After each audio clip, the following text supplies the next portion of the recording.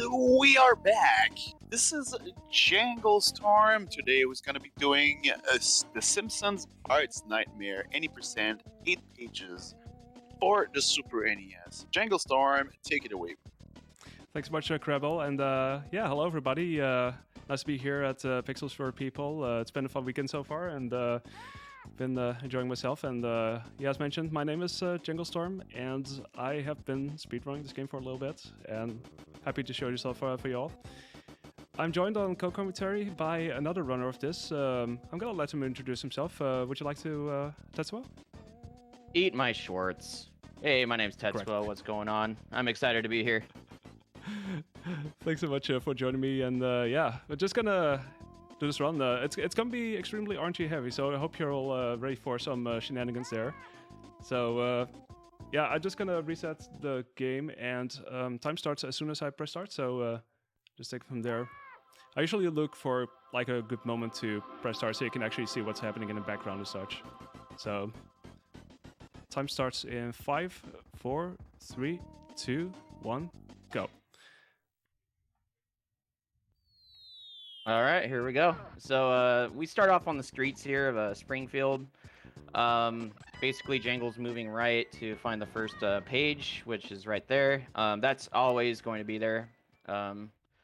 And he's choosing the purple door. And this one has the amoebas floating around. And basically, what you do is you get the pump. You basically get the pump inside, and you mash. You mash a button to pop them. The reason why you want to do that is you want to cycle through the enemies. Yeah. As quickly as possible here. For the next phase, and the next phase you'll see floating Joe visions, and he'll be saying hi there shortly. Yeah, so there's a couple of these germs that you see here, a couple of them that have spikes that can poke you up in the air, and there's also a couple of them that don't have them, but they toss around grenades, and those are the ones that you have to watch out for, because as soon as you get hit by any of them, they can basically kill you and send you back to the streets, and, well, you don't want that to happen. The only benefit is you will have made it up to a certain point, so you will get like a checkpoint, so that's good, but yeah, otherwise, okay, we just have to watch out here. Yeah, we have to collect these Joes and just try to swim to either side, really. They tend to go faster as you progress, so... Yeah, and yeah, he's playing very well, playing safe here. Yeah, see how he like ducked down there? He almost got hit, but... This has got me very frequently, so... Yeah, very nice job, dude. Yeah, I'm just glad I got through this. A scary one, to be honest.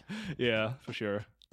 So he's moving left, and then there's going to be another page. That will spawn every time as well. Yeah, pretty much. It's like one of the guaranteed ones. In the beginning, you get some pretty consistent drops. But especially the first one, but the second one is also pretty much there. Okay, let's do the blue one. All right. This is probably the longest stage, I think. Yeah, absolutely. So this one you'll be there. It's sort of like a boss, like a boss rush in a sense. You'll be fighting different characters from Springfield, or from the world of The Simpsons. Sorry. Yeah. And basically, a lot of this stage is not getting hit, obviously, and then also lag reduction. Yeah. Getting the planes off the screen will help reduce lag a little bit, but other than that, it's pretty straightforward. Yeah, there's a couple of these planes, a couple of waves that you see there, and the first wave I actually tried to get out of the way by flying a little bit lower, and I didn't quite line myself up there, so I didn't quite get there, but yeah, if you can get that done correctly, then it does reduce a little bit of the lag at least. That's a nice kill on the twins there. Jangle strat on the twins is top notch, actually. Yeah, just try and chase them. They tend to fly all the way up, and at some point, if they're basically flying all the way up above the screen, you have to pretty much rely on shooting diagonally, which is way tougher than shooting in front of you. And here's Barney with the pink elephant in the room. He sprays peanuts, and yeah, nice. Yeah, that boss is one of the most annoying on this stage. Even though there aren't that many. For Barney, I have a setup that I typically try to go for is to try and lure him to the left side of the screen and not have him fly up as much as possible. So I basically have a good chance of landing quite a lot of hits pretty quickly. But yeah, as you saw there, so sometimes you still have to rely on diagonal shots, so it'd be like that. And here comes Smithers and his blimp and missiles. Now these things are dangerous because they could do half of your health if you get hit by one. They are pretty deadly. Yeah, I tend to get hit at least once by them. So anytime that I get away damage free is pretty much amazing. Also, there was a second set of planes there, by the way, also for lag reduction. Yeah, that was perfect. So there's going to be sets of missiles pretty much throughout the rest of this, you know, the rest of the stage. And they're always... I don't know if it's like on a timer or location, but I feel like it's location. And yeah, you just want to avoid those, especially with the clouds, because then you could get hit into the cloud and you'll keep incurring damage. Yeah, as soon as you fall down, it's very easy for you to lose health to the toxic clouds. If you have enough health, at least, then at least you can keep yourself alive for the time being. But it can go pretty much either way. Yeah, very nice, very nice. Is that the one death? Or that was, yeah, it was just now. Yeah, the death isn't too bad, I feel like, because, like, if you get hit by the missile right away, I feel like it saves a little time if it's, like, if you're in a good position. But yeah, with the death, yeah, it does lose time, so, yeah, but it's okay. It's not as bad as compared to losing time at certain bosses. Like this final boss, for instance, you try to set up for a certain, well, cycle, I guess, and so you do that by positioning yourself a certain way or flying a certain way in order to land all these bullets. And you try to get a certain amount of cycles, as least as few as possible if you can. But yeah, it can be like that where you don't find yourself at the right height, for instance, and you still get shot at in the beginning, and that still can cost you some time. Yeah, he got the setup perfect, by the way. This is where you want him. This is good, yeah. Oh, nice. Oh, wow. Was that 8? Yeah, I think it was 8. Yeah, that was an earlier one as well, because I'm really so used kill. to having one more cycle after that, or one more round. But this was good. Yeah, nice job, dude. Yeah. Right. Making me sweat a little bit. Yeah, I'm just hoping for a certain drop here. I'm deliberately jumping over these mailboxes in order to get a certain item to show up. But I pretty much do that throughout the game. It's actually needed... oh, there we go. Speaking of. Yes, let's go. Okay, that's actually such a relief whenever I get that. Because soda is actually needed for one of the pages to drop. Though I don't get anything else, apparently, so... Yeah, if you want, I could explain, like, that whole nonsense. Yeah, sure, go for it. Spawning a page, so... There's, like, basically, like... So this is one, right? So you see Lisa, she changes you into a frog. What's going on here, you're asking, right? Well, you want to hit the saxophone, obviously. This was a pretty early saxophone, too. Yes. That was actually incredible, dude. That was such a nice segment. Yeah, for sure. Let's see. Okay. Safety here. 6. Yeah, I'm gonna let Jangle concentrate on this, but I just want to say that this is a task route for the most part with these blocks. Yeah, this temple stage, if you try to do this casually, it's literally a nightmare, no pun intended. But as soon as you know the route, that's what is used for the speedrun anyway. It does tend to be a bit more doable, but finding that out on your own is pretty tough. Yeah, doing this casually is like, it'll make you quit. Yeah. I mean, as a kid, I was definitely struggling with that one for sure. And you gotta watch out for those doubles. They're pretty aggro, and they could, like, hit you to the next block. See, down to the right. There we go. And pretty much good to go now. Alright, you're a pro. No question. Celebration dance. I mean, even though we know their route, it's still scary, right? I mean, because it's like with it, most of the stages, it's like one hit and you're done. And you actually lose that page, which is very, which is really bad.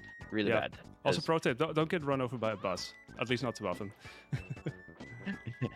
So he's trying to get the TV, and you have watermelon seeds that you could spit out. So when you walk in the middle of the street, the TV spawns. He spit the watermelon seed at it, and it spawns another page.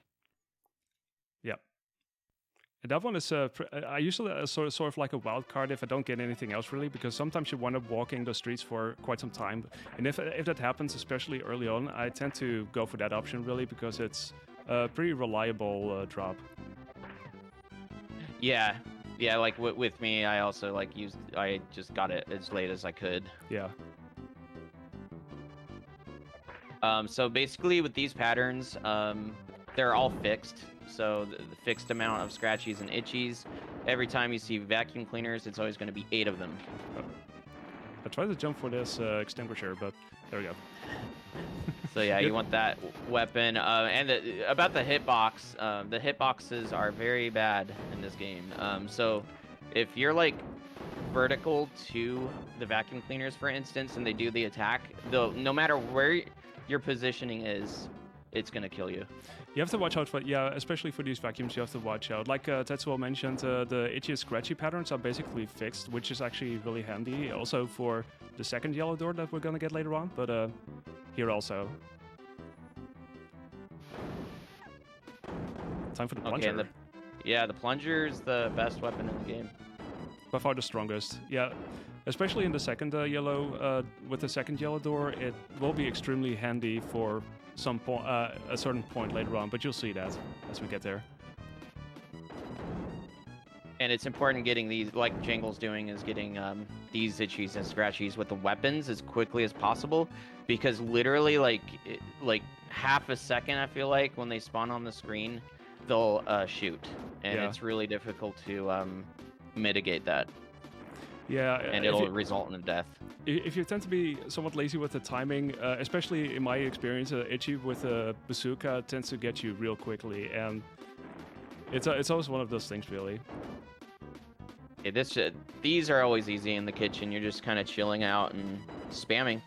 Yeah, just spamming. This used to be way tougher. It was at some point that this strat was found by someone who was playing this game casually, namely Peeps, who is currently playing through all the SNES games on Twitch, and he's actually really close to finishing it. But yeah, when he was playing this, I think he randomly stumbled upon this strat, and it became a thing in speedruns since really. And seeing how many encounters you would normally have to deal with in this kitchen, this is like 1,000 times easier. Yeah, absolutely. So yeah, shout out to him for finding that. Yep, for sure. So Jangle still has what, 2 more pages? Oh, I can do that's this already. beautiful. Yeah, I typically expect this like very much at the end, but I mean, I can already do this since I have the soda, which is nice. Because yeah, you have these bullies, and normally they would take you all the way, but if you have the soda, you can basically burp them away, and that makes a page makes the page spawn. So that's pretty cool.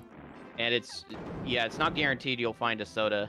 Like I mean, eventually you will, right? But the fact that he found it so quickly is we could certify it as a run, right? Like, oh yeah, absolutely. Run. As soon as you get the soda, it does feel like 1,000 times safer. That's for sure. So in this level, once again, we get the plunger, and this is where we basically have to carry this plunger all the way through the stage. So as soon as we lose it, it does make, especially the last part of this level, a lot slower. Yeah, because the boss is a furnace, and you can still have a weapon to fight the furnace, but it takes way longer. This is always a really good moment to hydrate, by the way.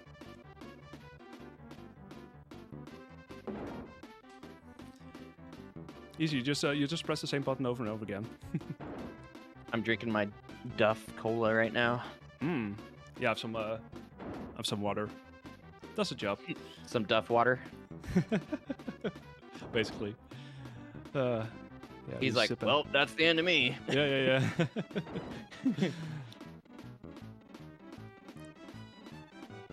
You can actually see whenever this scene is over, as soon as you see that hammer or that item in the top right corner disappear, that's when you know.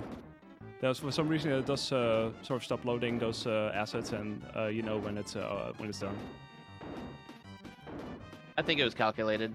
Totally Because calculated. the devs knew that we were going to speedrun this. Oh, yeah, the way we totally. do. Yeah, absolutely. They knew. But yeah, Jingle's positioning himself on second yellow. I'd say another explanation for it is we position ourselves in very specific locations, just for safety of like the enemies spawning in. In this room, it doesn't matter so much. It's the 8 vacuums, and then you got some more itchies and scratchies popping up. Yeah, And then you'll see the furnace. It's also fixed once again. So, okay, now we get to this part where we're gonna do this literally in seconds. You have to imagine if you don't have the plunger, this takes at least a minute, if not longer. Yeah, it spits like fireballs at you, so you have to deal with those. And That too, but yeah. It's very nice stage. it's entirely different. I think I've only had the bubble gum remaining still, so let's see if I can find the person who we're going to use it on. Oh yeah, also there's those hats. You basically have to get them off screen because there's a chance that pages might not spawn if they keep appearing. Oh, that's awesome, dude. Okay. Okay, that had to happen. I mean, Auto. auto always comes through. Anyway, this is the final door. We get 2 pages here. It's time for Bartzilla. All right. Yeah, this is a great send off. Yeah, it's a commonly it's very common level to do as the last one. I don't know. There's something about it that feels satisfying to do at the end. But in a certain way, it doesn't really matter which level you do first because they always take the same amount of time anyway. There's nothing that carries over from previous levels, so they basically stand alone. But it's whatever you prefer, personally, I guess.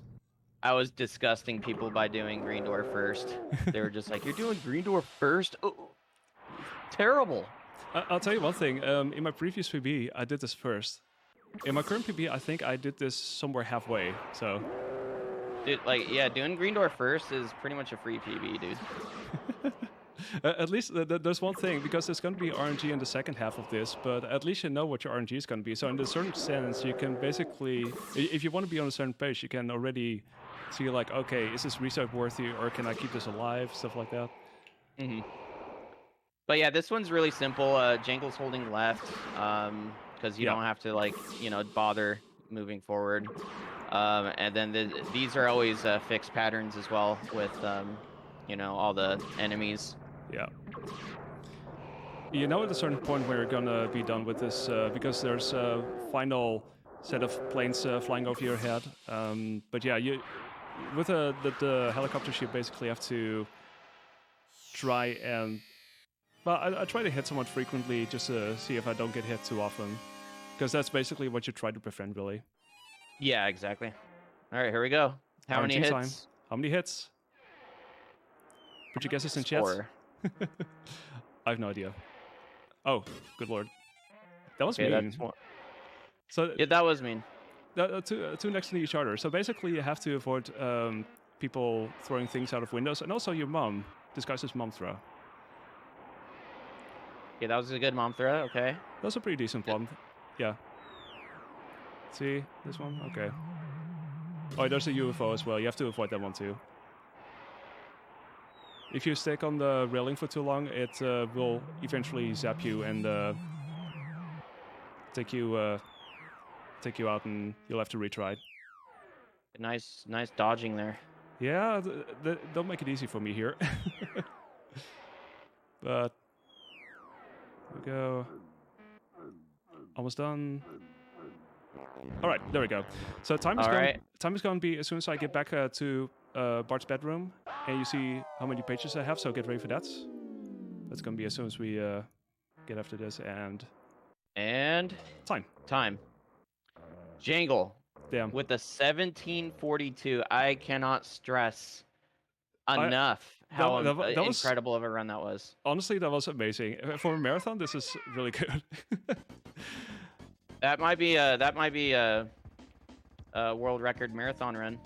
No, actually, my previous time I did this for a marathon, I had a mid-17, so it was like 17.2x. So this was slightly slower, but still incredibly good. Like anything that's 17 or 18 minute range is really good, because you have to keep in mind there's all these RNG factors, and especially later on, if you don't have the soda, you have to walk around the streets, and you have to get either that or a page drop and stuff like that. So it can really add up pretty quickly. But yeah, this is I'll take this any day, honestly.